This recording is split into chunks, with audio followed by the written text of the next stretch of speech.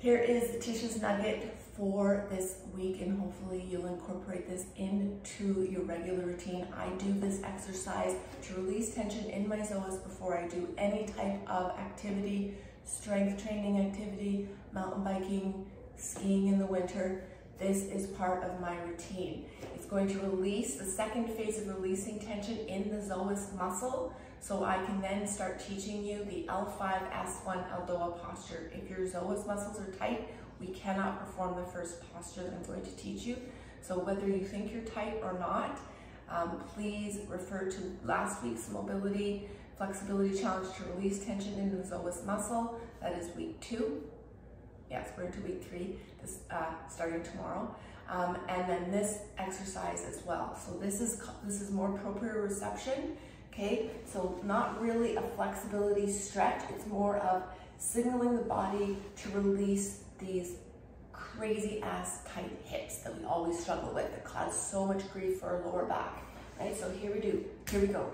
Plant your feet flat, place your pressure on the outer metatarsal. So this part of your foot, I want you to put pressure over here, okay? Engage it, think about that pressure, okay?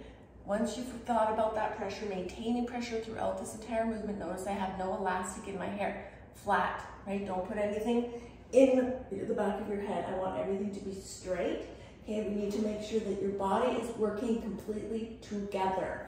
Palms are out and extend flat. I'm extending and putting pressure on. I'm making these muscles work, okay? So I'm engaging everything.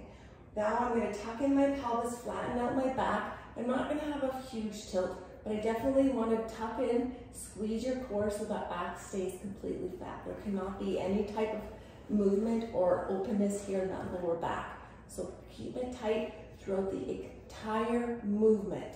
Very, very important. Please listen to my cues. Tucking in your chin, eyes are down. Do not close your eyes. Eyes have to be gazing down into your belly area, okay? All while, again, dropping your scapula down. So don't shrug up, keep the scapula down. Okay, so now you're ready to do the movement. Flex your foot, bring it into your chest. I cannot see my foot. There's a nice straight plane, right? I'm not extending my foot out here. It's in a completely straight plane. As I come up, I'm going to evert my foot. So the rule is when your foot or your knee is in flexion, there is an external or eversion of your foot. So that's an easy thing to remember, hopefully. Once you're in this position, you're going to slowly drop your heel down, not touching the ground. Okay, I'll show you on the other leg as well. You're going to extend your leg straight without touching the ground and then evert your toe, all while maintaining this flexion of the foot, right? So not like this, it's engaged, right? And then once you're here, maintaining all of the pressure that I've just spoken about, you're going to then bring it back up and eversion of the foot.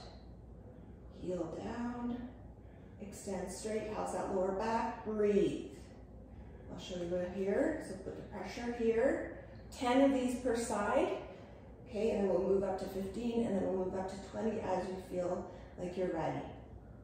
So you're going to, again, bring the knee into flexion, eversion of that foot, all while, right, keeping it flexed.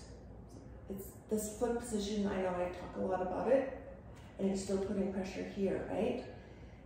I don't see my foot, okay? Adjust if you need to, go as slowly as you need to make sure the traction of this movement is as precise as you possibly can.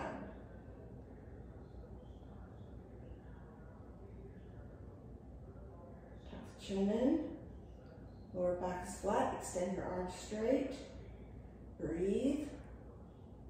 So this is the tempo, evert.